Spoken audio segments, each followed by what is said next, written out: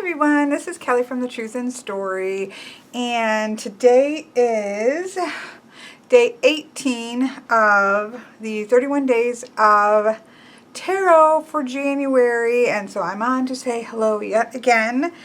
I will have to say right up from the get-go that no, you did not get your reversal videos today.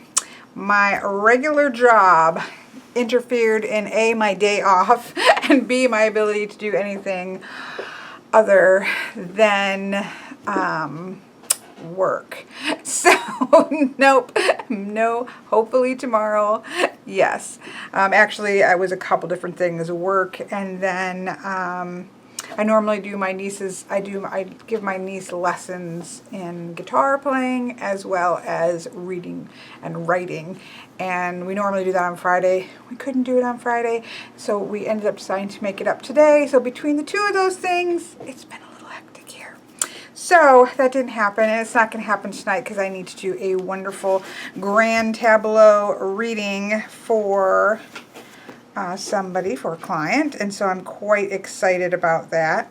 I did want to just show you something really quick that has nothing to do with anything, but look at these books. The new Tarzan movie trailer came out, and I'm so excited about it. This is just a portion of my collection of Tarzan books. These books were my grandfather's, and then they were my father's, and look at that. And now they are mine. I particularly loved this one when I grew up, Tarzan Alive. This is through the brilliant and exhaustive research of Philip Jose Farmer. The true, astonishing saga of Lord Greystoke, better known as Tarzan of the Apes, can at last be told. It's all here, the facts meticulously separated from fiction. I was quite excited when I was a child to read this book, and quite convinced that it was in fact fact. So yes, I have read all of these books so many times. When I had the opportunity to go to Africa, I have told you my malaria story. Some of you were quite upset about my malaria experience. I will not recount it. I will say from the very get-go that religious charity had very little to do with my wanting to go to Africa, and growing up reading these books over and over again had everything to do. And these aren't even the hardbacks. I have a bunch of the hardbacks, the old hardbacks as well. The Leopard Man. Tarzan the Terrible, that was not good. The Ape-Man Fights Dangers in Forgotten Jungle, The Lost Empire. This is actually one of my favorites. I loved this one. The Invincible. Look at him. The Castaways. The Lion Man. I love these books so much. And then somehow, randomly in the middle of it was this, which is one of my other favorite books growing up, which is The Secret Garden. I have read this as an adult as well. I adore this. And yeah, that was in with my Tarzan ones. If you notice in my Instagram picture of all my Tarzan books, you will see this nestled in the midst of it, because I didn't see it until I pulled these out. But that's just a randomness, because I'm so excited to see. It gave me chills to watch it. I don't know if it's going to be a horrible movie or not, but the trailer gave me chills. So there we have it. Important news to cover. So yeah, very excited about that. Okay, well, I know what the question is for today, because I was supposed to make a video on it, and I did not. I am going to, I promise, life simply got in the way. It says, do you do readings using reversals? Why or why not? That's enough of a topic for me to do a video on, and I intend to. I'm going to use, again, my Bohemian, because it's right here. I've been using it so much. I'm so in love with it. So, you know, just in case there's people who are stumbling on this that do not read tarot, reading a card upright is where the artwork is standing up as it was, intended in its upright position. To read it reversed is to shuffle your deck in such a way in which some of the cards will come up literally upside down. Now, many people read these in different ways. Sometimes it's the exact opposite. So if the Nine of Swords is about, worry and concerns and nightmares and things of those natures, all the kinds of things in our head that we allow to take gigantic proportion, if that's what it's about upright, in its reversed state, it would be maybe a place of calm and peaceful mind if you're doing the exact opposite. It can also just be in shadow, which means that there is something in this area that's being blocked, which in the case of this card, it would be good that you have a block up against having nightmares and bad thoughts. There may be something you have in place that stops you from having those things overtaking your mind. It also could be a message that says you really need to work on blocking this energy, right? So there's various different ways in which you might address that. If you have the Magician card upright, where this is about manifesting, right? This is about having all the tools that you need in order to bring into the physical world the things from the spiritual world. If that is up, if that is reversed, that could be that you don't have what you need or you don't trust in what you have. It could also be that is blocked in you for whatever reason. Your ability to manifest, your ability to make real the things that are in the mind, the things that are in the spiritual realm is being blocked, and so that you need to in some way unblock that. So that's kind of how you might use reversals. So for me, physical reversals, such as shuffling the deck in such a way that when I lay the cards out, some cards are upright and some cards are reversed, is not something that I do. Now, one second. I can't find it. Okay, I'm back. I can't find it. There's someplace I read, and I thought that it was in Benabel Wen's Holistic Tarot, and it still might be. I don't have that book in physical form. I only have it in the ebook form, and I have to say, for a reference book, I don't find that to be ideal. In fact, I will be purchasing the book in physical. It's just very hard for me to spend the money twice on the same book when I can buy another book or a deck. So I have a hard time doing it, but it is on my someday list because, I simply don't think that it functions very well in just for pure reference. I really do like to be able to stick sticky tabs in and that kind of thing. But I thought that I'm almost positive in something I read of Benabel Wen's that she makes that note that, that there are she makes a correlation between right brain and left brain thinkers, and that sometimes, if using reversals, affects your brain so much that it kind of breaks the flow of reading for you, then you simply don't need to do it. Like, it's not the end of the world. Many people do use physical reversals, and it's very much it's very much a common, it's a traditional way of reading cards. I do not physically reverse my cards because it does interrupt the flow of my reading. It just irritates me. I want to flip everything right side up. I believe the artwork is designed to see right side up. I also am one of those people who do believe that the 78 cards of tarot upright cover the gamut of positive and negative, if you want to call it that, light and shadow, hard cards and more uplifting cards. Like, the whole gamut, I feel, is covered upright in 78 cards. And so I don't think that it's necessary to read, have a whole nother set of meanings upside down or reversed. That's just me personally.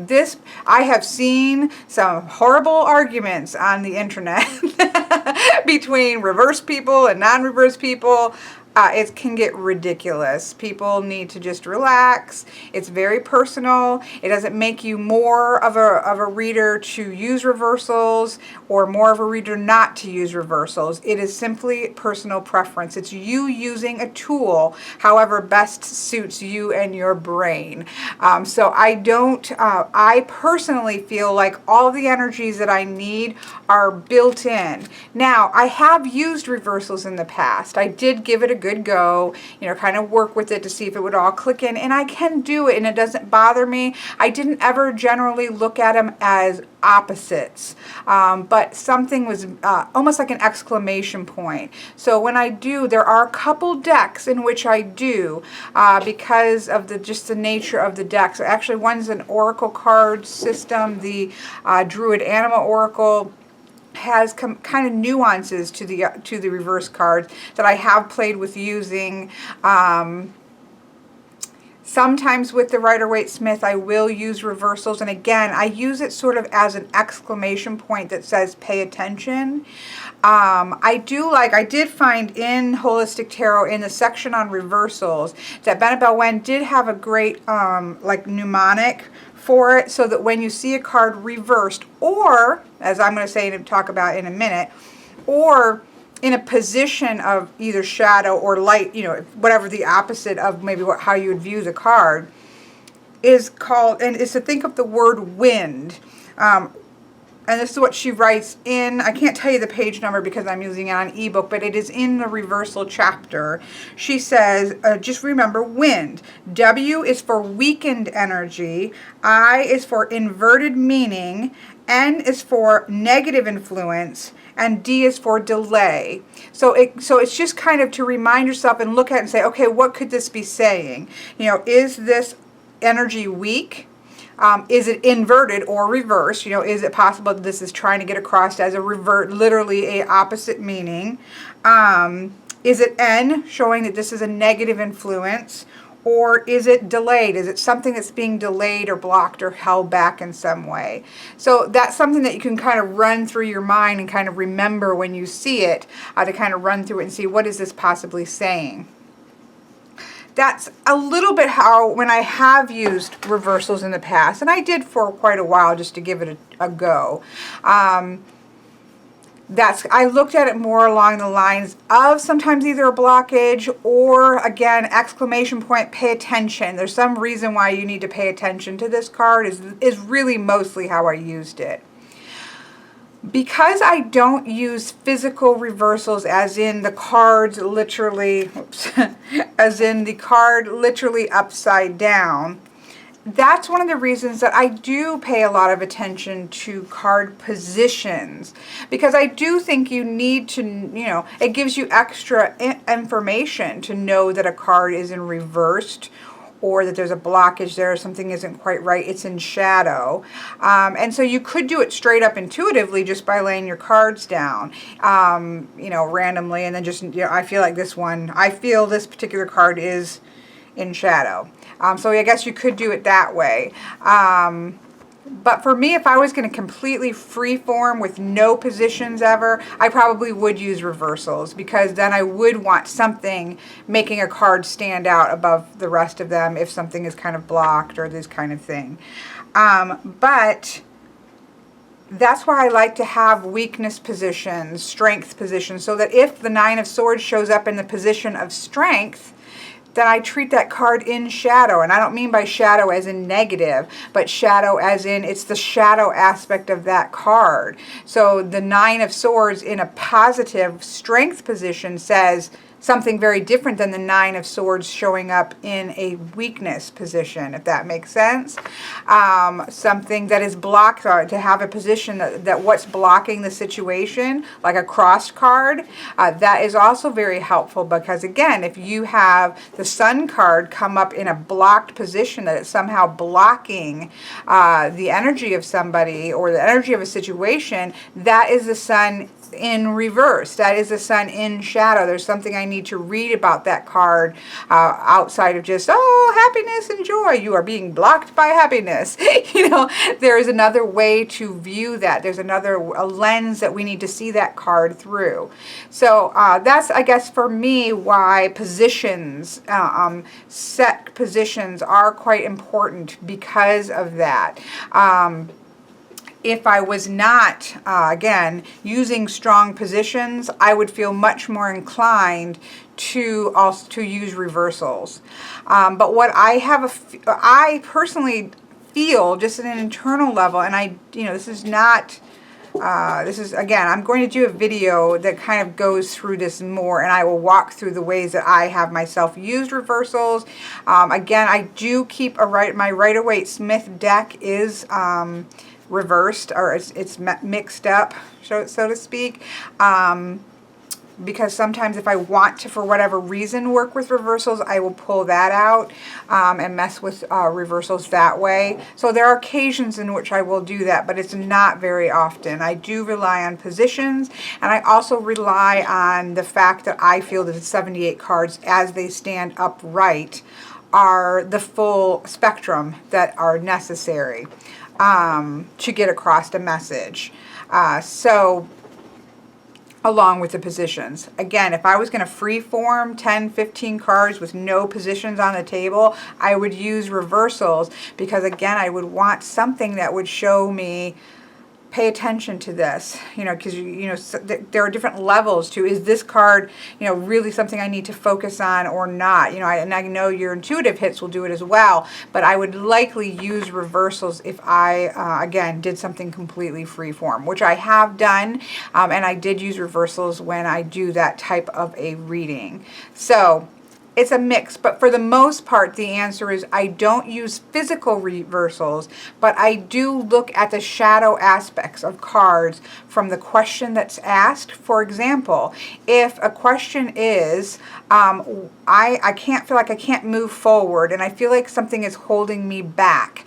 What is the energies that are holding me back? And I get a positive card like the 10 of Cups or the Sun card or these kinds of things, and that's the card I get for that question. The question puts that card in shadow, and so I have to, you have to think about, okay, well, how does the Sun card, how does the 10 of Cups, even the 3 of Cups, even the 4 of Wands with the celebration type things, when that shows up in a position that this is blocking me, what does that mean? What is this card in shadow? What does this card have to say to me in shadow? So the question itself becomes very important, because again, it puts the cards in light or shadow. And so between the questions and the positions in a spread, that is how I, as well as sometimes, cards that it's next to, I do kind of relational, sort of how you think about Lenormand, but, if it's banked on either side by, a darker card, what is that saying about that? So sometimes positional, but for the most part, the question and the positions indicate whether a card is, for me, or in the reading, is in light or is in shadow. And truthfully, when I look at a card in any position, I try to always be aware of both the light and shadow aspects of a card, because I do think they're present in all the cards. Anything taken in excess can be problematic. Anything that is held back too far can be a problem. So it's things in balance and in proportion, and that's seen through the lens of the question, the lens of the position, sometimes the lens of cards that it's nearby, next to, and so that's how I read the shadow side of a card. But I don't physically have this whole entire deck is in order, and I cannot stand to mix when I just shuffle badly and it mixes mine upside down. It drives me nuts, and I have to get them back into order. Not order, but get them flipped right way up. Except for, like I said, that one deck, I do, for whatever reason, I just try to allow that deck to be able to be mixed up, and so that I can use it for that. So that is the answer to that question. Probably way more rambly than it needed. Again, I do have every intention of making a video on this because I get asked this question a lot. And so I will flip it down, actually do some spreads, both using reversals and not use physical reversals. That's why I always say I don't use physical reversals, because if you say I don't use reversals, I feel like that is indicating that you don't take into account the light and shadow of a card. I do take into account reversed meanings of cards. I like shadow aspects of cards better, and light aspects of cards if it's a darker card. So that's why I always kind of qualify that when I say I don't read physical reversals.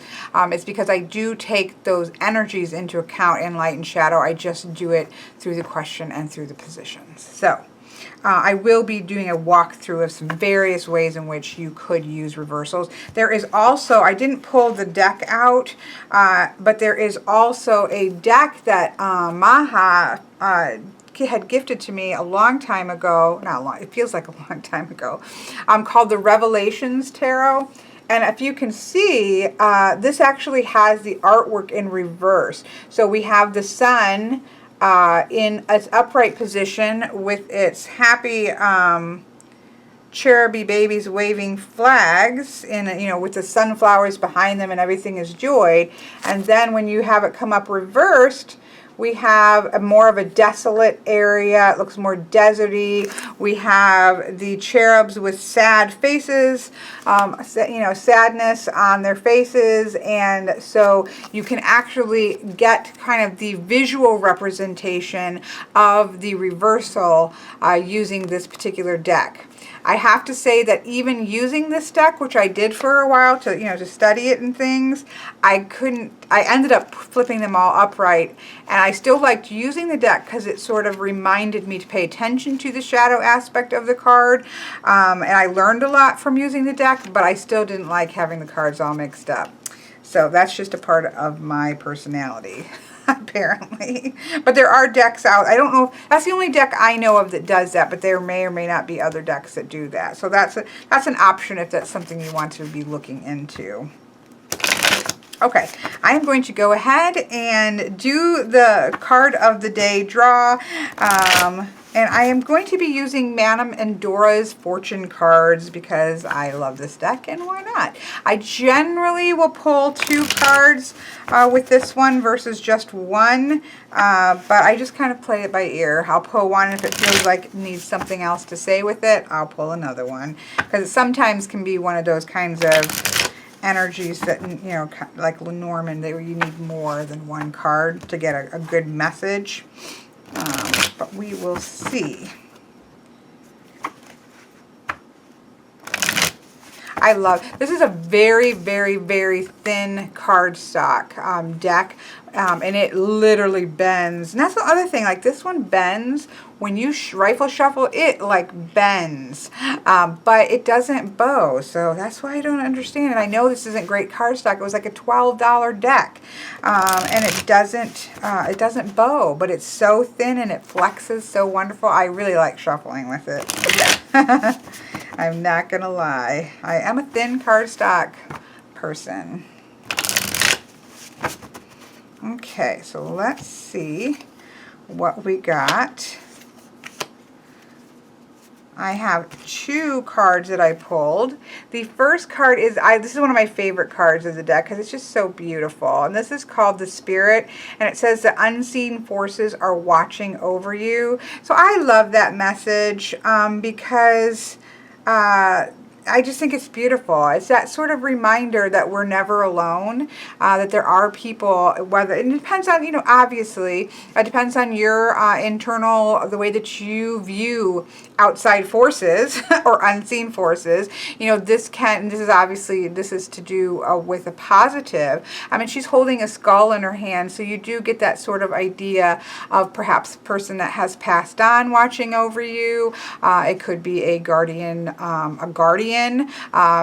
it could be a guardian angel. It could be a spirit guide. I mean, I think there are many ways in which people incorporate the understanding that there may be more beyond what we can see, that are, living not living, I guess is the sense that we think of it, but living as in separate kind of entities or whatever. And so depending on how your worldview sees that, there's a variety in ways in which you can think of that. And if you even don't have the mindset in which you believe in spirits that have passed, or guardians, or guardian angels, or spirit guides, or anything of that nature, this to me then would speak of the, because we have that connection with the skull, and so that would speak to me greatly of the collective unconscious, that idea of that deep well that you can tap into, and that has given you resources across time and into time. Time for me with the collective unconscious is not linear,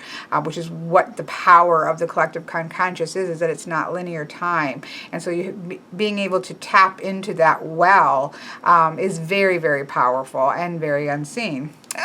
So I think that this card can represent many different things depending on your worldview, but there is definitely the sense that you're not alone. There are people, and it's going to even be people that are in your life that you're not even aware of, that again are watching over you. So I feel like this fits no matter how you see it. It's just that sort of message that says you're not alone. Everything's going to be okay. And then the second card that I pulled was your luck is soon going to change. This is the black cat. This is another reason why I love this particular deck, because very often black cats are seen as unlucky. They are, it's sort of one of those superstitions, but we had a black cat, and his name was Lucky. He was Michael's child, and Katie's, but definitely Michael's child. And he, we got him, I think, when Michael was 6, and he passed about a year after Michael did. And yeah, his name was Lucky because we love black cats and we find them to be quite lucky. So I love that this deck didn't have, because I saw that there was a black cat. I'm like, oh, it's going to be like unlucky or something like that. And it wasn't. So that made me very, very happy. So somebody's watching over you and your luck is going to change. The wheel of fate is churning. And again, that's one thing I do like about this deck also, is it doesn't say good luck is coming. It says luck is going to change. And same thing with the card, the Wheel of Fortune card. There is that sense that things cycle.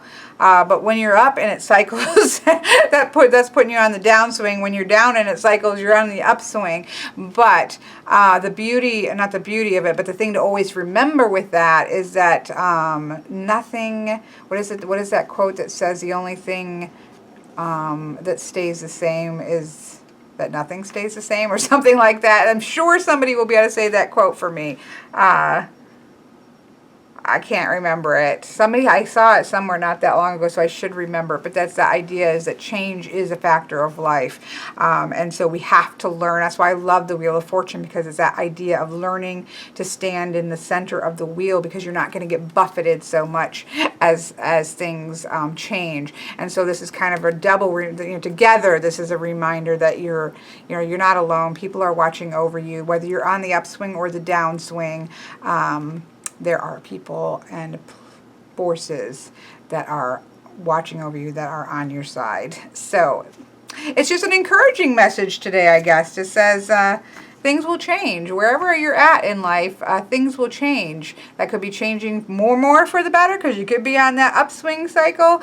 If you're down at the bottom, it's great to think of things changing. If you're at the top, there may be some things you need to prepare for. Things might shift, and it doesn't mean you're going to drop into the depths of despair. It's just the fact that life fluctuates. Life is not static. It's not linear. It's not moving around at an even keel all the time. It's not.